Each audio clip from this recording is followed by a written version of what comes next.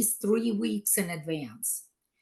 So, if something is due 3 weekends from now, it doesn't mean that this weekend you can just hang out and do nothing.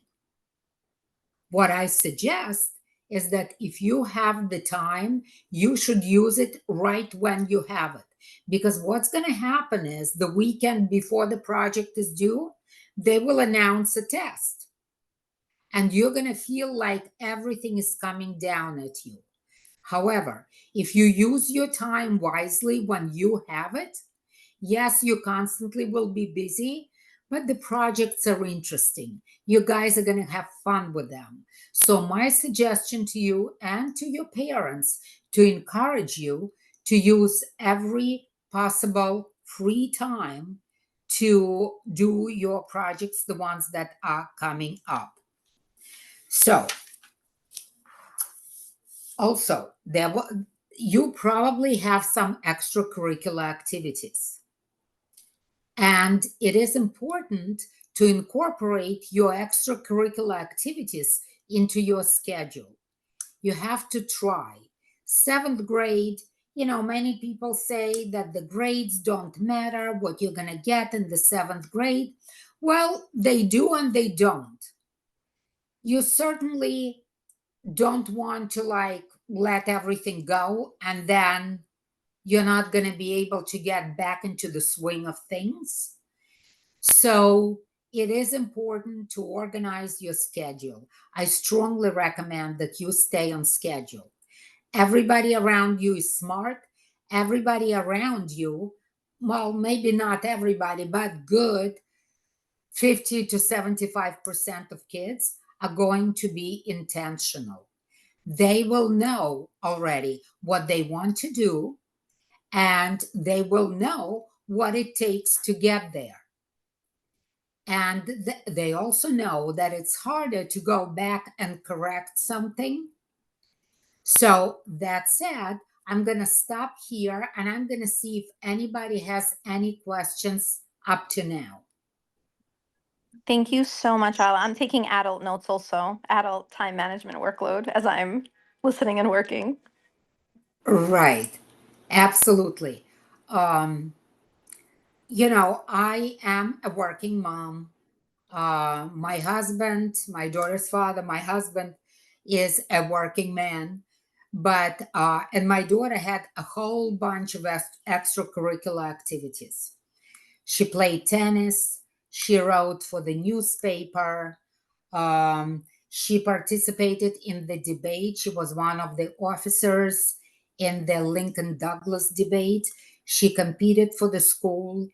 I can't even remember. She had a very long list of activities. And what we as parents encouraged her to do is we kept saying everything is possible if you plan for it. Remember, everything is possible if you plan for it. So it is again, to repeat myself, this is the time to practice different methods, different schedules, tweak your schedule a little bit, and you guys are going to be able to do that. Now, establishing studying habits, and I'm going to give you an example. When my daughter was in the 7th grade, for the life of me, I could not understand why does it take her 3 hours to do her social studies homework or whatever it was, history or social studies. It was not even science. And my daughter by far is a humanities kind of a child.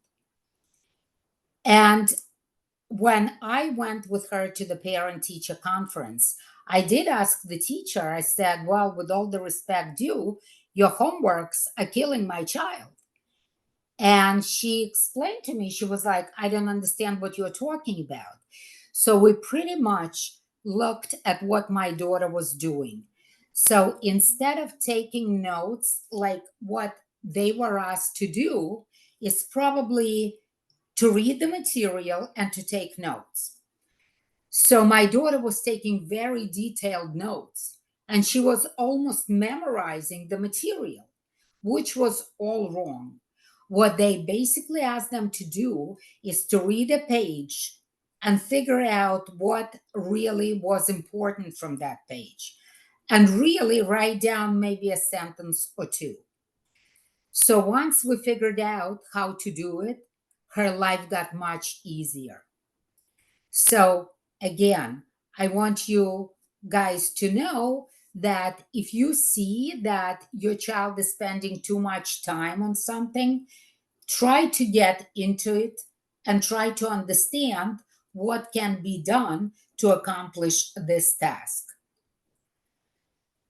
So, one other thing, if you feel that you need extra help in any one of the subjects, I don't know if they still do it, probably yes, but when my daughter went to school, it didn't matter what class it is. If my daughter felt that she needed to understand the material better, the teachers were willing to stay after school and explain it to her in detail. So there is no need for you to look for extra help. Yes, there was a time when my daughter was taking, I think it was AB calculus, when we went back to Kweller Prep and we did get additional tutoring. This is the truth. It did happen at some point in high school. But first, try to see what resources the school has. But there is always Kweller Prep, and that has always been a very strong point for us, always knowing that if we need help, we can always get it. So Yeah, that I is, would just like to add on to that for a bit. go ahead. So Mateo and I kind of talked about this yesterday, but yeah, like if you're struggling, again, you can meet with your teachers anytime they're free. You can also access like many of HCHS has like departmental tutoring where you can just like go to the math office and any math teacher can help you, or you can like, you know, ask your peers. They have also a peer tutoring program. So again, many different opportunities. Okay, sometimes there are upperclassmen that will be assigned to you, and they would be able to walk you through where you could get help if you should need that. And yeah, you guys will be okay. So pretty soon, I'm trying to. Oh, one other thing that Dr. Fisher is doing. I think he started that practice when my daughter was in school, but I believe he's still continuing with breakfasts with Dr. Fisher. So that's when parents are invited for like an hour once a month. And if you guys have any issues, you could come and talk to them and see, how you can resolve it. And for parents, I also say that if you see that your child is struggling, don't think that your child is not that as smart as the others. Your child, believe me, is just as smart. Nobody there is by chance. Everybody who is there deserves their place to be there. Okay, so everybody is equally smart. It's just that some kids get the music lesson like there is no big deal. Other kids cannot figure it out because you guys are going to see that what's going to happen in the 7th grade, you will have a music class. You're going to have to learn more about opera than you ever cared to know. But it's just to round off your education, and it is fun depending on how you take it. You will also be asked to come up on stage and act. And not everybody originally is comfortable, but it is important that you break out of that constriction, that you're comfortable in your own skin, that you're comfortable in expressing your opinions. So they're trying to achieve that. So don't be surprised that's going to happen. Okay. And first, you could be taken back, but believe me, once you try this, you're going to understand what a great thing it is. Okay. So, I'm going to stop here, see if anybody wants to ask anything. The group isn't big, so just ask away if you have any questions. So also, they will give you a test at the beginning to establish which math class you're gonna land in. And that is fine. Doesn't matter which class you land in. At the end of the day, you're gonna get a grade, and once you go towards the high school, when you start taking AP classes, that's when it really counts, because at that point you would want to take as many APs as possible because colleges will honor them. So, but in the 7th grade, it doesn't. You're just trying to find your way. You're really trying to establish your study habits.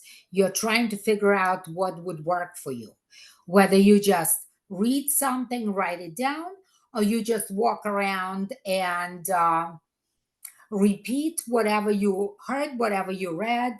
If you are practicing, if you are conscientious about speaking in front of your peers, you may want to put a big mirror in front of yourself and do it in front of the mirror.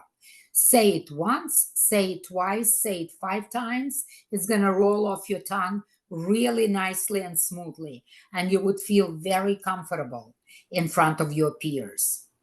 So I wanted to tell you that. Let's see. There will be foreign language. I don't know if you guys have chosen already which foreign language you're going to study, just so that you know that a lot of teachers are native speakers of that language.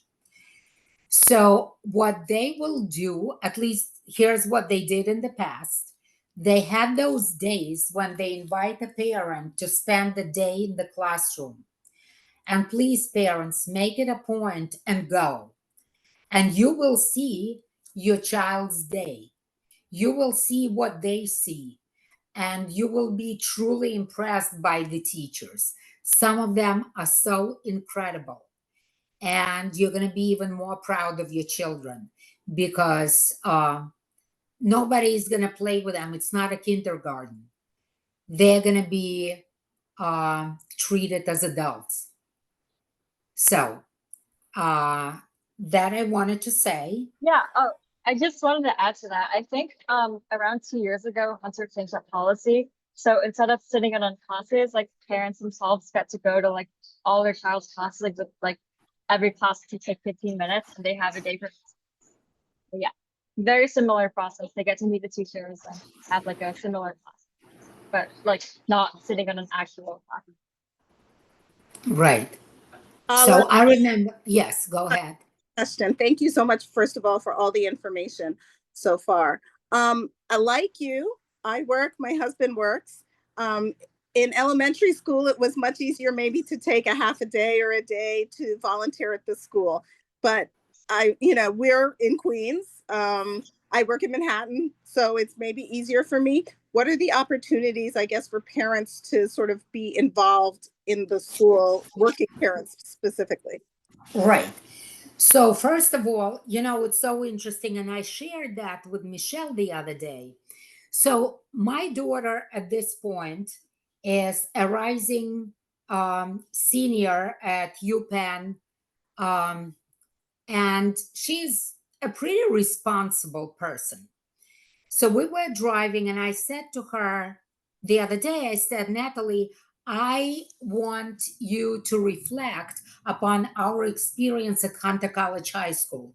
I want you to think long and hard. What is it that I did that was right? And what is it that I did as a parent that was wrong? And what would you change? So she did think about it. She said that one of the things that she's very happy that I did, I never missed a parent-teacher conference. Whichever way they're doing them now, I don't know if they're doing them via Zoom. I don't know if they're doing them live. I don't know how they're doing them. But I made sure that I was there. Not only that, I dragged my daughter there with me, and we sat with each teacher, and I always asked the teacher, what do you think my daughter can do better so that she is a better student, so that she knows the material better? What do you suggest? Okay, so it was always an open and frank conversation. It was never, I never tried to hide anything. I'll be honest with you, there were some classes that, I wish that the teacher liked my daughter more, honestly. But again, I was in no mood, shape, or form to have a fight with any teacher, nor would I recommend that, because that's not going to lead to anything good. What you want to do is establish a friendly relationship with them. Thank you very much for teaching my child. I always said that. Thank you very much. But what do you recommend? How can we change this? What is the best way to study for your test? These are the questions you should be asking. Your child should always feel that they are with their parents. They're not alone. And that always resonates better with the teachers if they see that the parents are involved. I know it's hard. I know we all live in Queens. As I said, we have done that. I did not participate in PTA, although I wish I had more time, but I didn't have more time. Okay. I did not have accounting skills to be an accountant for PTA. So there are people who are able to do that, and they were able to step up and do that. My daughter also shared with me that some of the kids that she didn't think were so good, but they ended up being like having a better reputation that they deserved, only because their parents were so heavily involved. So I was not heavily involved. I was heavily involved for my child, because I always felt that nobody else is going to help my child. Nobody really cares about your child as much as you do. Yes, those teachers are great. They give them knowledge. They do the best they can. But ultimately, you want your child to succeed more than anybody. I mean, I'm just being very honest with you. So if you can make sure that you are there for each and every parent teacher conference, and that happens twice a year, whichever shape or form that is given, that would mean a lot. So I don't know if that answers your question, but that, in my book, that would be the minimum. It does. Twice a year. Yeah. Thank you. Yeah. So one of the things that my daughter mentioned to me, because there was a time when I had more flexibility, and my daughter played for the tennis team, and they had those tennis meets with different schools, but those usually were in the evening. So what I would do, I would come home from work, grab my car, or sometimes just take public transportation to the courts. And some of the courts were in the Bronx. I'm being very honest with you. And I pretty much, I didn't want my daughter to go home alone using public transportation. So I wanted to make sure I am there. One of the things that my daughter really appreciates is that on those days when she played, and I could actually arrange that, like by 7 p.m., I would be in Manhattan in my car with the dinner packed for her in the lunchbox. So that by the time we got home, she already had her dinner, she would wash her hands and start doing homework. So she still remembers that. And she said that that was the most helpful thing, because she was hungry, she was tired. So by the time we got from Manhattan or from the Bronx, so wherever it is that she was playing tennis, by the time we would get home to Queens, she would be already fed and rested in the back of the car, and she could just start doing her homework. One of the things that she told me she totally didn't appreciate is when she had to stay till 1 a.m., 2 a.m. some days. And that's the truth. There will be days like that when you have everything coming at you at once. And she said that I also stayed up. Like, I did not go to sleep. Honestly, I don't remember. But she remembered, and she said that she totally hated that I was up with her. So I don't know. But I didn't want her to be alone. I wanted her to feel that we got her back. And to this day, I always tell her, we got you back. That again does not mean that she's not independent. By all means, as I said, she's a rising senior. She lives on campus in another city. She just completed a semester in Europe. She went all over Europe by herself. I do not think that she is not independent. She is independent. But even at this point, my husband and I are asking her to trust us just a little bit longer, to trust our opinion and to listen to us. We, of course, understand that she is an adult. We, of course, understand that, she right now has a job, making decent amount of money, but we still want her to trust us. And we, at least at this point, we reached that understanding or tried to show her that she may still need us and need our opinion. Yes, she's studying finance. This is not what I do for a living. I don't understand. When she tells me what she does at work, to me, it's just collection of words that I do not understand. Okay? And I just sit there and I just nod my head as if I know what she's talking about. I don't. But, but we still want her to know that she's not alone, ever. So, and nothing is the end of your life. Nothing is a despair. Again, and she always quotes Dr. Fisher, which I don't remember the quote, but it is something about saying that today is the beginning of the rest of your life. So, Yeah. right, Michelle, do you remember what he says? Yeah, I remember that quote pretty well. Yeah, it was something like that, pretty much. Right. So that is important to know. Nothing is ever, oh my God, there is an end. No, you can always move forward. You could always learn from your experience and do not do that again. If you expect a different result, then you have to do things differently. And seventh grade allows you to do it. Also, in the seventh grade, at some point, it's going to probably be a Saturday or a Sunday lunch when their class, somebody is going to organize a luncheon for parents and the kids. So, my recommendation for you guys, parents, is to get to know other parents. You're all in the same boat. It's nice to know parents.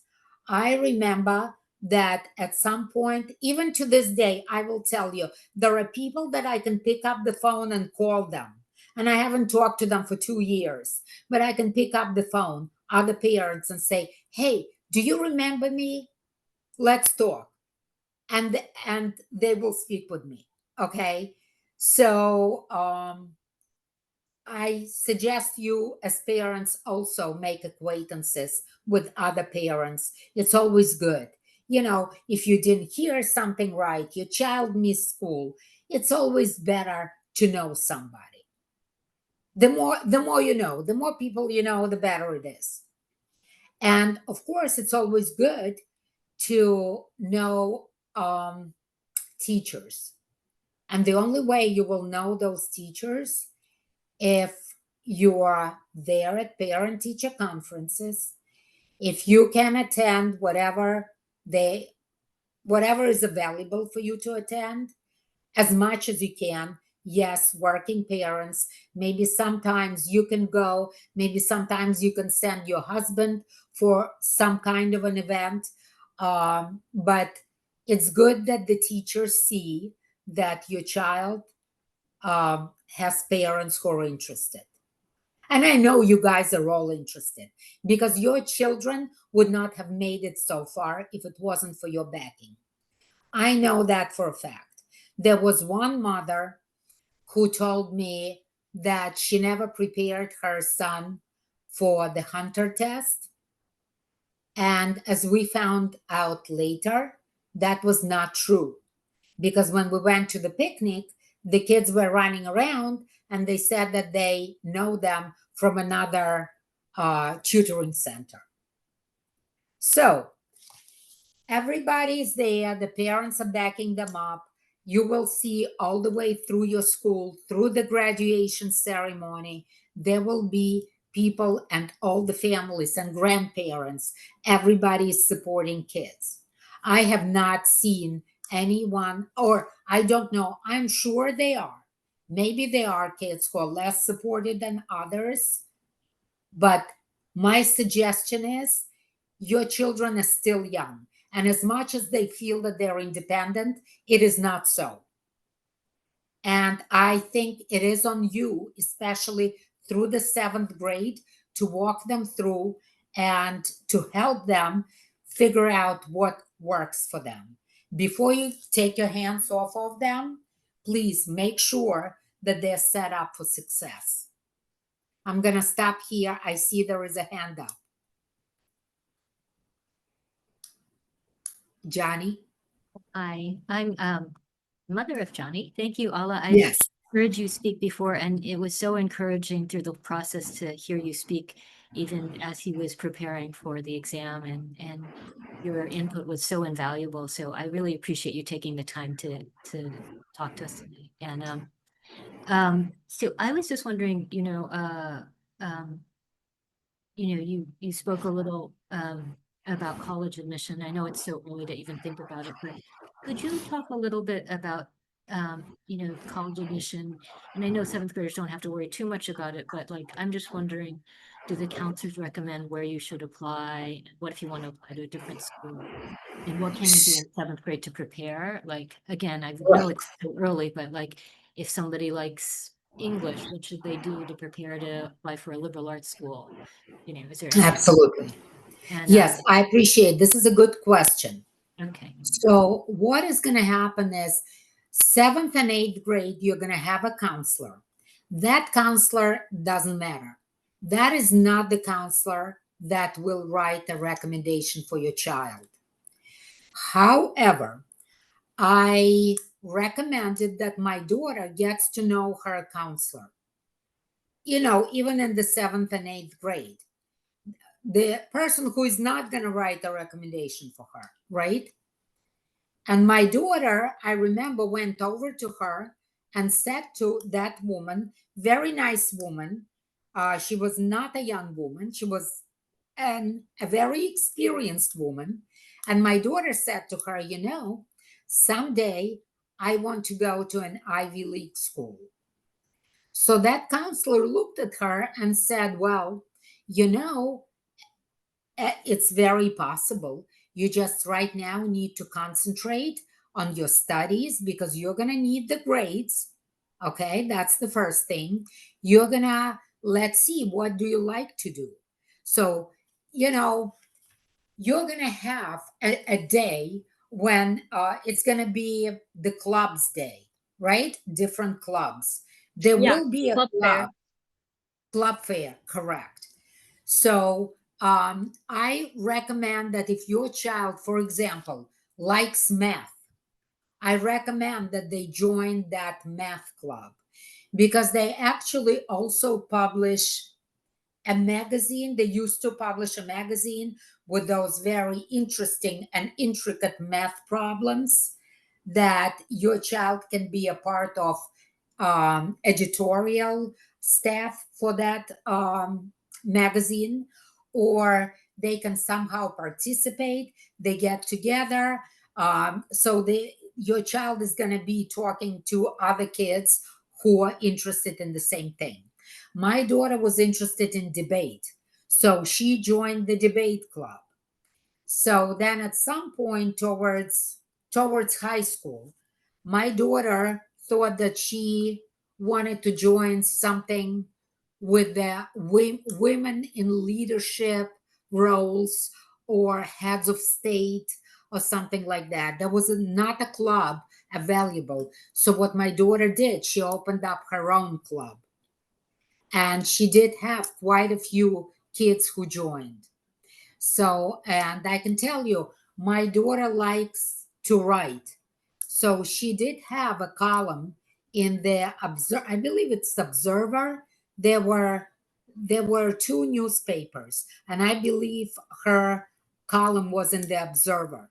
She was observing movies and literature and books, and she was writing a column critiquing a movie or maybe not, or expressing her opinion and trying to link that to what she sees in school. I mean, it is just an interesting thing. And so my daughter found interest in that. So she joined that. You can join different clubs. Maybe later on you can drop a club because if it doesn't serve your purpose any longer, but try to be intentional. If your nature is such that you love math and science, chances are you will always love that. It's not like one day you're going to wake up and say, that's it, I'm writing poetry. I'm no longer interested. Very highly unlikely. Anything is possible, but highly unlikely. So I think that you also need to try to be intentional. If you, for example, already have practice in debate, and that is something that you want to try, model UN, things like that, you should join that club.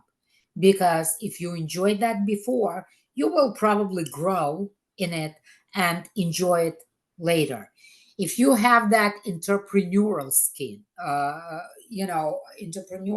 skill, and you want to hone it, and you want to learn more from others who are also interested, you can join a club like that. If that club doesn't exist, you can decide to have your own club like that. Okay? And it's all good. So, but I still think that you need to, as much as you can, you should really try to be intentional, because you start as a member of the club, like my daughter did with the debate club, and then she became an officer of the club. And that ultimately looks great on your resume when you apply to college. So, and it also, you will see when it comes to the college applications, they ask you what you did, how many hours a week did you spend on that. So, yeah, if that's something you like, go ahead, do it. I don't know if that answers your question, because ultimately it doesn't matter what you do, but if you do it for a long time, you do one thing, you do reach some kind of, I don't know, you learn better skills, you reach higher proficiency in that. Okay, you can teach others. My daughter ended up teaching novices who joined the debate club, and that always looked good on college applications when you help others reach their potential. Yeah, right? I would also recommend, also sorry if it's a bit loud. There's a lot of background noise, but I would say, like, again, like what Alla says, like if you spend like a lot of time in a club, it's very likely you'll get leadership positions. So I would say, like, try to spend, like, maybe if you're still looking or like exploring, try to like spend maybe 7th to 9th grade kind of finding what clubs and what interests you like. And after 9th grade, at least, like, start to actively participate in that club. And it's like through that, you kind of naturally get a leadership position if you want. Yeah. So I know Johnny's mom. I'm just now reading your post, right? While Michelle was speaking, I'm just reading your questions, right? So the counselors, when you come closer to in the 11th grade, I would say.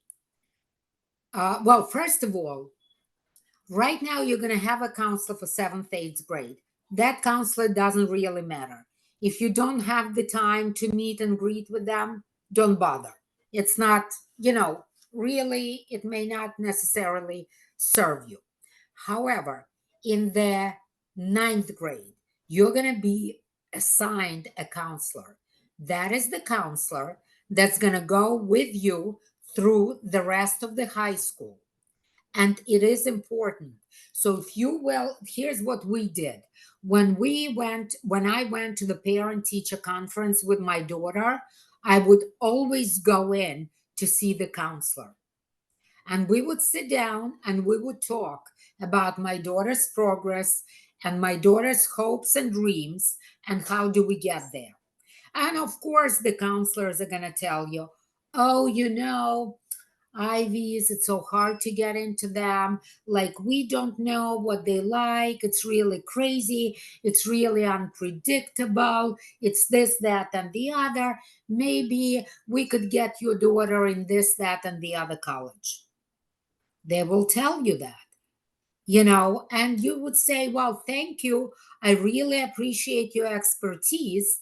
But if we still want to pursue that, what do you recommend that we should do? At which point, the counselor, first thing they will do, I guarantee you, okay? And you can take this to the bank. They're going to look up your child and they're going to print out their grades. And they're going to look at the grades and they're going to say, well, when the counselor told me, oh, it's really hard to get into the Ivies, then she printed out my daughter's grades and reports and all that. So her face changed. Her tone of voice changed. It became way more respectful. And I said to her, I value your experience. I want you to work with us. So that is important, that you get to know them. They need to know you as people. They need to look at your child and know that this is Johnny, that this is not Sam or Adam. This is Johnny. He has a face, he has a personality, he has a mom. So I think this is important, and this would be my recommendation in the 9th grade, to meet with the counselor. And just the same way that you're meeting with the other teachers, but let them know what kind of academic future, you would like for your child to have, and ask them for advice very nicely. Okay? Just, tell them, look, I appreciate your experience. What do you recommend? And they're going to say, well, you know what? Your child has C's and B minuses and whatnot. I don't think this is good. So the first thing you need to do is bring up that GPA. Okay. So then you start thinking, what resources do I have? How do I help my child? How do I have their back? And you have something that you can put together, a plan of action, and work on.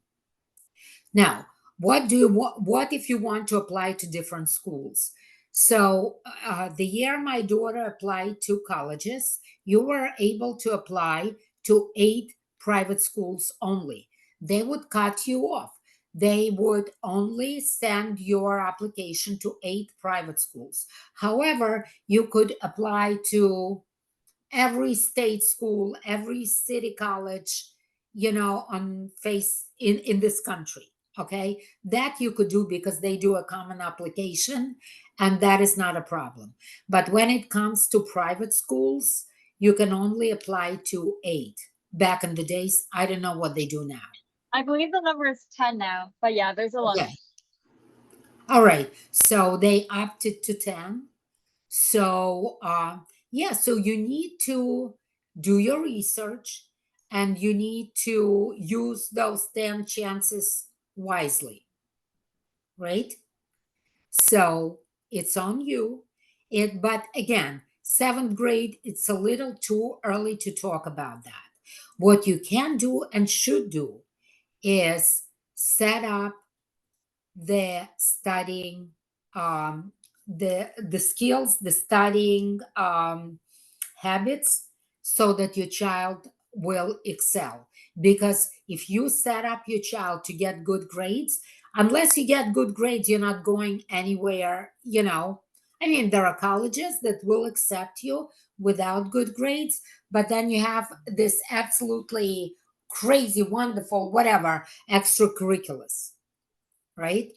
So, but what you can influence is to make sure that at least the first important thing is the grades.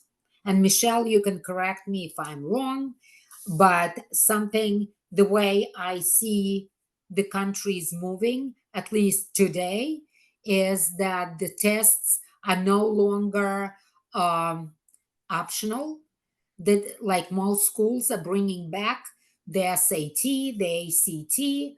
So for some time, maybe because of COVID, maybe for any other reason, it was test optional. It's no longer, most schools are bringing back the tests. So the more your child knows, the more comfortable your child is with taking those tests. And that's how you can back up your child. That's how you can help them. And in the seventh grade, please figure out how they learn best.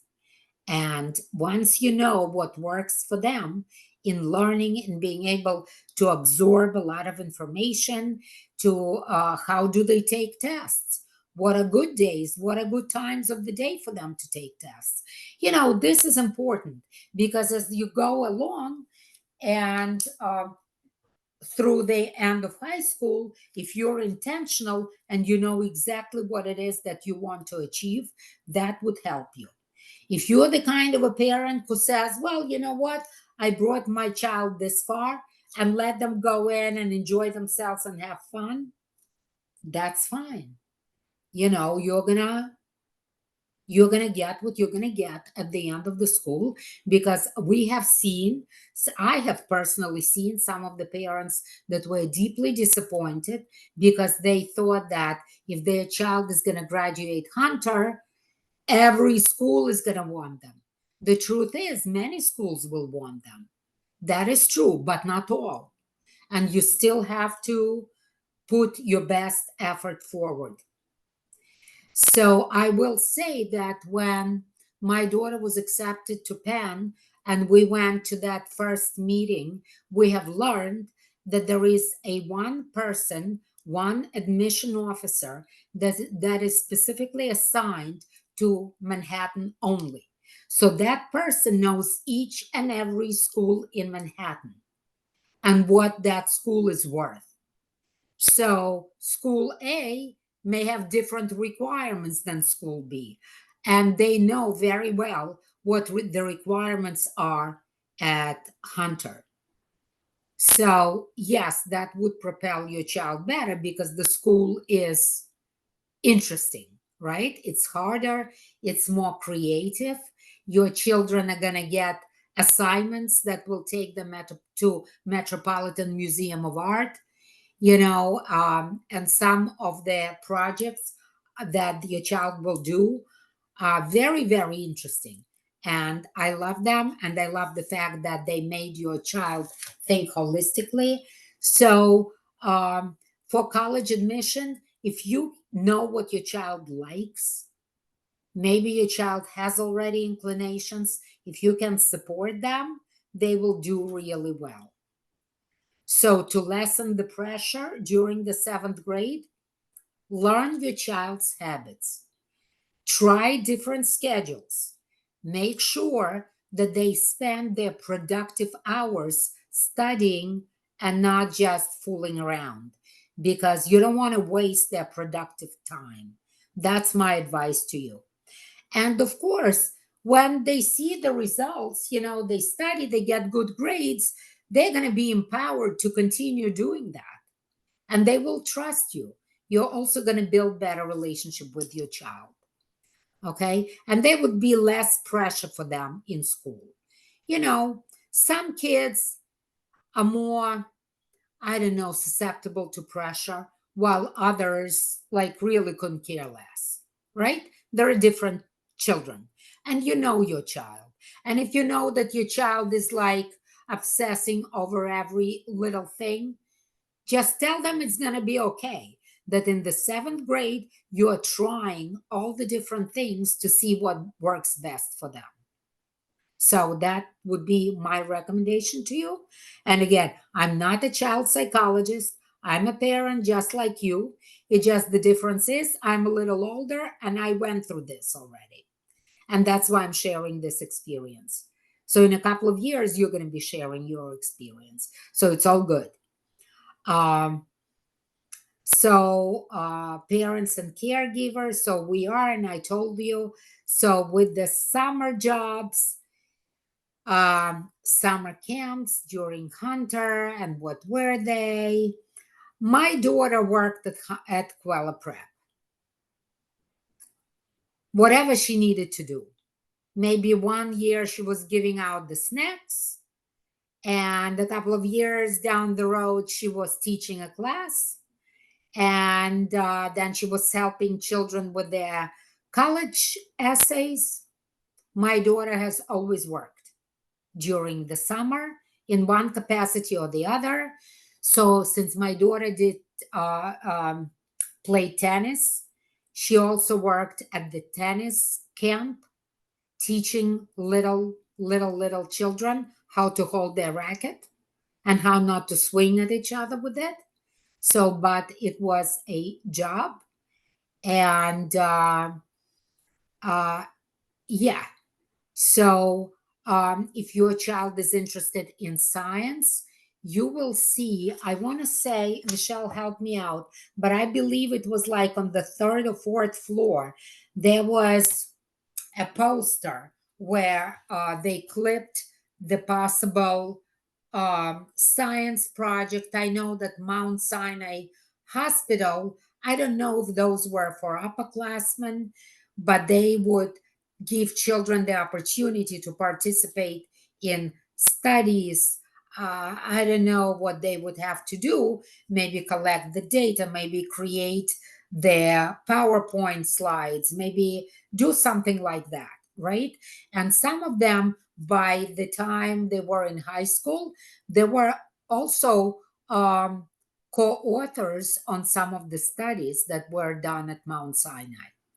So I would suggest that you check that. I think there is a poster board somewhere on the 3rd floor, I want to say. Yeah, so I've never seen like any that are like invitations to studies. Also, sorry if there's some background noise. But yeah, there's a lot of like different opportunities that you can check. There's often like outside the science offices on the 3rd floor. Hunter's counseling department also offers like a lot of materials just outside their office, the 4th floor, like either with writing competitions or math, or just like in general, just college like preparation material. So yeah. Right. So that's that. Okay. So I'm not gonna, maybe tomorrow we can talk about, being intentional towards college.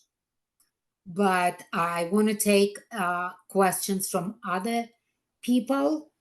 Uh, uh, so interesting about the tennis team. So in the middle school, 7th and 8th grade, this is the answer for Eleanor. In the 7th and 8th grade, it was a co-ed tennis team. Starting high school, it becomes the girls' team and the boys' team. The girls, in the 9th, 10th, 11th, 12th grade, the girls played in the fall. It started in September and it ended somewhere around Thanksgiving. Again, I'm saying for us, it ended in Thanksgiving because we were second in the city, our girls' tennis team. So the team was very successful. If the team is not that successful, the team is going to finish their season much earlier than that. But the longest, it's probably through Thanksgiving. So tennis team, when it was co-ed in the 7th and 8th grade, I really didn't think it was competitive, but you needed to be able to play. So when they select you for the team, because they started with many, many kids, you don't go there to learn how to play. They do not teach you how to play. When you go and join the tennis team, you know how to play and you're competing with others. So my daughter ended up to being the only girl on the middle school team. But so once she entered high school, there were other girls who started playing. And by the time my daughter was in the 12th grade, there were a couple of girls that my daughter played the third single and was lucky to qualify for that because the team was very strong. And some of the girls that joined the team, they were incredible. They played very high on national level. So that was competitive and that was fun. I cannot say that it was relaxed, but I will say whenever I was able to come and see the competition, I tried to bring in maybe little water bottles for all the girls. I tried to support the coach whichever way I could. And my daughter was the team's captain. And, I don't know, I tried to do the best I could with what I had as far as the time is concerned. So I don't know. I hope this answers your question. So this is the question about the counselors.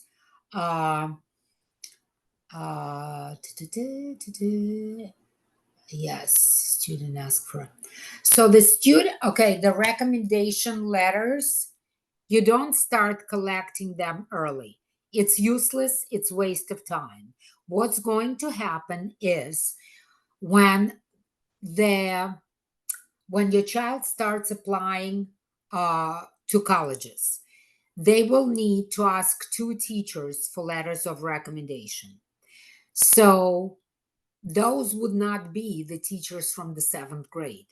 Those would be the calculus teachers, English teachers, science teachers that taught your child somewhere in the 11th or 12th grade. Okay. Most likely in the 11th grade.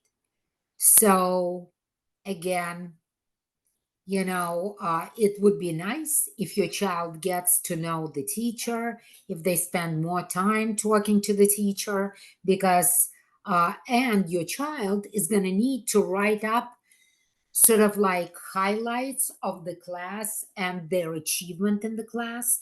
Because when the teacher starts writing the recommendation and they have something in front of them that reminds them about your child, what they did, it would be much easier for them to write the letter of recommendation, and it's going to be a better letter of recommendation.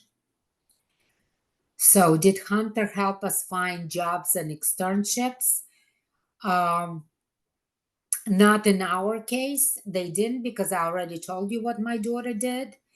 Oh, one thing I will say, here is an important thing. What she did at Hunter, there was a program, I think, Rock the Street, Wall Street, that my daughter was a part of. It's for the girls who want to join investment banking, or basically Wall Street. So to this day, my daughter is an officer in that club, and she's very interested in promoting girls in that particular industry right now. She's trying to promote herself, so it's all good. But that is something that helped her find internship I want to say in the 11th grade, I think she found a summer job at BlackRock. So that was through Hunter, through this particular program. So I suggest that you find out what kind of programs they have. Maybe it's a research program. So that's it. So the 10th grade, no, don't ask for letters of recommendation. In 10th grade, it wouldn't matter because it's not like they compile letters of recommendation. No, they only do 2 letters of recommendation from 2 teachers. And then the counselor, whoever your child is assigned to, is going to compile that. And they're going to write one recommendation from themselves. And that is why I'm saying it's important starting 9th grade to get to know your counselor, so that your counselor sees your child, not another name, not another number, but another personality. My daughter drew a mural on the wall right outside of Dr. Sue's office. Dr. Sue was my daughter's counselor.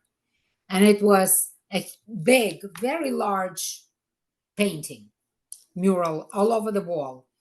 And so when we went to see Dr. Sue, and I mentioned to her that my daughter likes art and she paints, Dr. Sue had no clue. I literally had to get her to get out of her chair and come around and look at that wall. So that was, I mean, I don't know. I don't think I was pushy in doing it. Maybe I was. It doesn't matter. But I invited her to look at that painting. And Dr. Sue was like, oh my God. And all of a sudden, my daughter became a person. She became a character. So when Dr. Sue, I'm sure, wrote a recommendation for my daughter, I'm sure she included that, so. And I would also just like to add, I would say like talk to my counselor and just like Hunter, I didn't find any direct opportunities to like get a job from that.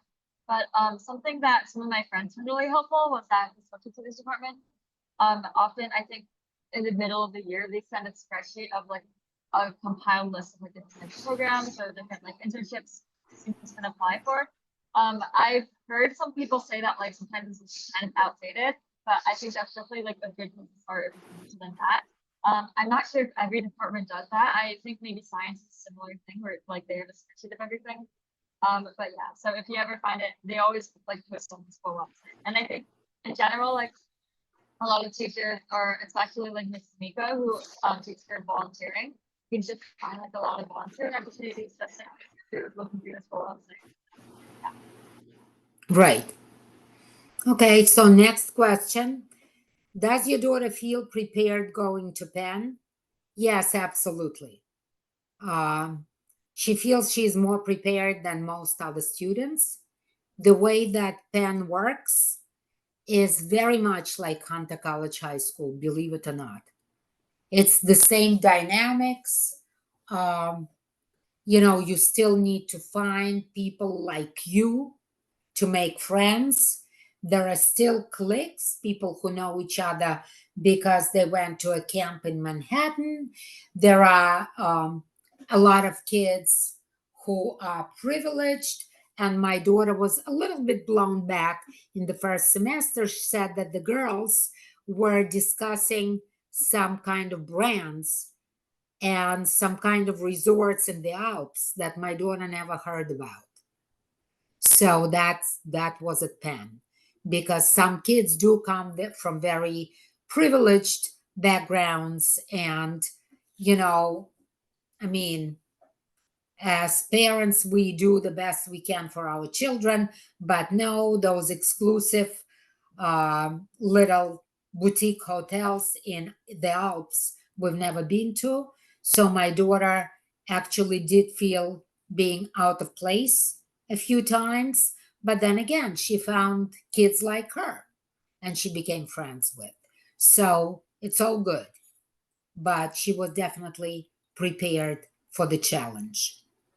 So Did many students drop from Hunter and or take the specialized as high school to go to other schools? So we actually, there was a dropout, maybe 2 kids left. I know that a couple of people moved across the country, and I think 1 or 2 went to Stuyvesant because they were so heavily into science. But they had a kid who was also very, very smart, and they allowed them to take Hunter college classes in science. I think it was calculus. Or some kid, he was absolutely, you know, ingenious in math, and they were allowed to take some classes, not everything, just a couple of classes at Hunter College, but really I guess not we could many. talk about that a bit more for like college classes. This is something like students usually take in senior year, but you can opt to take some classes at Hunter College, especially like if you're a math accelerant and you're like learning math like a grade higher. Basically, if you've already taken calculus in 11th grade, you can like take a math elective at Hunter College. Some people like they can like double excel and like take a math elective like when they're junior year at Hunter College. But also like there are other ways to like psychology, you can take more government classes. That those opportunities are basically only available in senior year unless you know you like are a double accelerant in math. Right. So, yeah, I think that's the end of the questions, right? So general advice. My daughter did not take classes at Hunter College. My daughter took maybe 7 or 9 AP classes.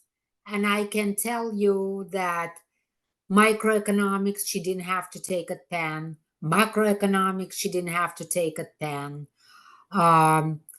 So she also took AP in English, but that didn't help her because, you know, that was not one of the requirements. So she got a 4 on her calculus. Therefore, she ended up having to take calculus at Penn. So other than that, she had, I think,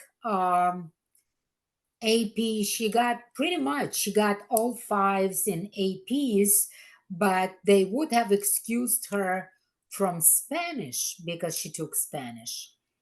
But then again, one of her majors is Russian. So she couldn't get out of the Russian because she had a 5 in Spanish. So that didn't help her. But I do know a lot of other kids. A friend of mine, her son goes to Washington's University, and he was able to graduate, George Washington University. He is able to graduate in 3 years because they took in all of his APs. So that kind of cut her bill by a year. So but interestingly, because my daughter is a part of Wharton, Wharton does not allow you to take any of the required courses anywhere in the world. Not London School of Economics, not in France, not anywhere in the world. If you want a degree from Wharton, all the required courses must be taken at Wharton. I can tell you that. So that's why, and because she also spent the semester in Europe, you know, and there you could not take more than 4 classes. So, you know, she's going to graduate on time in 4 years, but we're looking for 3 degrees and 2 minors in 4 years. So we're excited, God willing, you know, that next May she's going to have a lot of ribbons around her robe. So, but she tells me now, if she knew then what she knows now, she would just go for straight Wharton, not even a Huntsman program, not for a dual degree, just for Wharton, because that would allow her to have more of a social life. Whichever way it is how it is. But I'm more than happy to share the college experience with you at our next conversation, at least as of so far. So, yeah. I have a question. Yeah. So, we talked a bit about this in previous classes, but obviously, like, as you kind of progress through winter, your workload kind of changes a lot. Also, like, the amount of extracurriculars you change. You have, like, also changes a lot, which I feel like oftentimes, like, students get way busier, like, as they, like, become, like, a 10th, 11th, and 12th grader. So I was wondering, like, do you, like, remember, like, how your experience changed kind of supporting, Natalie, like, as like when she was younger, as like when she was older? As I said, and I'm going to repeat myself because I think it's important, to this day, we are asking her to trust us just a little longer. Okay. We have seen people, we know what's going to happen. You know that if you're going to waste your free time, all of a sudden, all these tests are going to come like a huge snowball rolling at you. So it's very important to learn how to use time wisely. Do not sit idle. Do not think that you can sit and relax. You need to understand that it's going to be a big snowball rolling all over you if you allow yourself to do that. Yes, there will be times when you have breaks, when you have your what do you call it, like winter break, spring break, all that kind of stuff. Yes, you go to the movies, go out with your friends, spend quality time, but do know that when you're in school, you're going to need to study, because it's not a regular school. It's not a school where you would get away with stuff. Okay, you're not. As I said to you, the difference between A minus and B plus is big. So you decide what's important to you. That is fine. You're going to meet a lot of parents that you're going to become friendly with. They're going to say, let my child enjoy their time here. I don't care, if they get good grades, if they don't get good grades, they're going to learn anyway. Yes, they're going to learn anyway. That is true.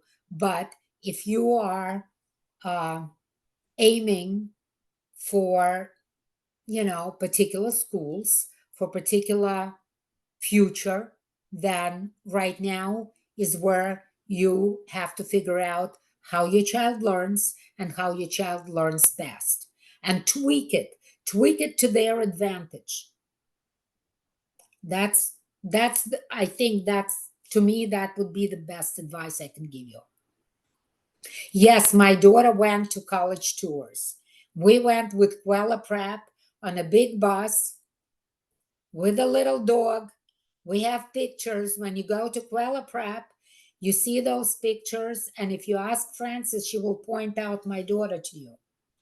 So we went to Columbia. We went to Princeton. Where did we go, Frances, if you were there?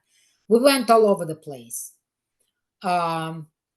Actually, And the Princeton pictures, they popped up in my Facebook memory. So we have a lot of Princeton pictures, good memories and good times, a lot. I actually have absolutely. photos as I'm speaking to you of Natalie. She went to all the Ivies. Right, she did. And I really liked Princeton, and God knows why she did not. But we both agreed that we liked Yale. And then we went to see Penn. Penn, we went to see without you, Francis. Penn, we went to see with one of the boys that was with my daughter on the debate team. He was like 2 years older, and he was already at Penn. And he said to my daughter, why don't you guys come over? It's a Labor Day weekend. I'll show you around. And I said, okay, let's go. So my husband, myself, my daughter, we packed up and we drove out. It's only like a 2-hour drive. And he took us all over the place and he showed us Penn. And we really liked it. And my daughter said, I'm going to do this as the early decision. If I get into Penn, then I'm going to stay here. This is my decision. And yes, she got into Penn, and that's it. We would never know if she got into Yale, Harvard, or anywhere else because she never applied. Because the moment she got accepted to Penn, her counselor closed down all of her applications. That's it. You sign a piece of paper that says on early decision that if they accept you, that's where you're going to go. So the moment that went to our counselor, the counselor removed all of her applications. So the only one that we got before was, I think, University of North Carolina, my daughter applied to, and UVA. So my daughter got accepted to those, but then she got accepted to Penn, and that was it. That was the end of that. Okay, we know nothing else about nothing else. Had she not been accepted, then we would go and apply to the rest of the Ivies on the regular admission schedule. But that did not happen. So that was our experience, and she's never regretted that. Never. This is exactly where she feels she belongs, and she's learning what she wants to learn. My husband really wanted her to become a doctor.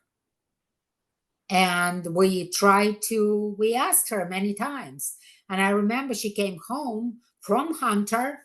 She threw her chemistry test. Here, I got 100, but I hate it. The same physics. Here, look, I got an A+, 100 plus 10 extra points, threw it on the dining room table and said, you know what? I'm not interested. All right, so I said to her, okay, you're not interested. What are you interested in? What do you like? I like money. Okay, you like money. Let's go for it. So, but again, my cousin's daughter knew that she wanted to be a doctor from when she was a little child. And now she's at Tufts Medical School. But again, her parents also supported her to this day, with their advice, with their, just knowing that we as parents have our child's back. I think it's important. I don't know what else I can tell you. Let's see. Do we have any more questions? I just want to add, everybody, I just want to remind you to return to Kweller Prep because you need to do SHSAT prep. And the reason for SHSAT prep is that it's going to teach you advanced math and English curriculum. So this is a really big deal. And I just want to share how extremely valuable that is, that you'll keep doing. I'm taking my cute little dog so you guys will see. This is the doggy. And I just want to share how valuable that is. Keep doing SHSAT. And if you're able to add Alla to that also, that would be very helpful. Alla, please, that, a lot of the kids did go, some kids went to specialized. Well, in my daughter's class, there were like only 1 or 2 kids that left. Not that many kids left. I don't know, nowadays maybe more kids go take that test and go on. You're muted, Francis, if you're talking. What I want to say is, hello, this is Munchkin. Munchkin is, hello, and Jacob wants to Hello.